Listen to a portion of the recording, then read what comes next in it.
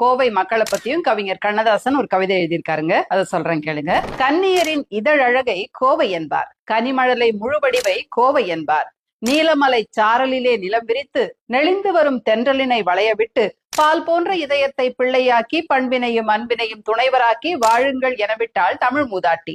வாழ்கின்றார் கோவையிலே நல்ல மக்கள், சூழ்கின்ற பண்பெல்லாம் கோவையில்தான், சுவையெல்லாம் பண்பெல்லாம் கோவையில்தான். ஏனுங்க, என்னவுங்க, ஆமமுங்க, இருக்குங்க, சரியுங்க, பார்க்க வாங்க, மானுங்க, வேணுங்களா வாங்கிக்கோங்க, மலைப்பழமும் இருக்குங்க, எடுத்துக்கோங்க, தேனுங்க, கையெடுங்க, சாப்பிடுங்க, திருப்பூர் நெய்யுங்க, சுத்தமுங்க, ஏனுங்க, எழுந்தீங்க, உட்காருங்க, ஏப்பையா பாயசம் எடுத்து போடு. அப்பப்பா கோவையிலே விருந்து வந்தால் 6 நாள் பசி வேண்டும், வயிறும் வேண்டும். தப்பப்பா கோவைக்கு வரக்கூடாது, சாப்பாட்டினாலேயே சாகடிப்பார். ஒப்பப்பா இவருக்கு வள்ளல் ஏழ்வர், உயர்வப்பா இவர் நெஞ்சம் ஊற்றின் தேக்கம்.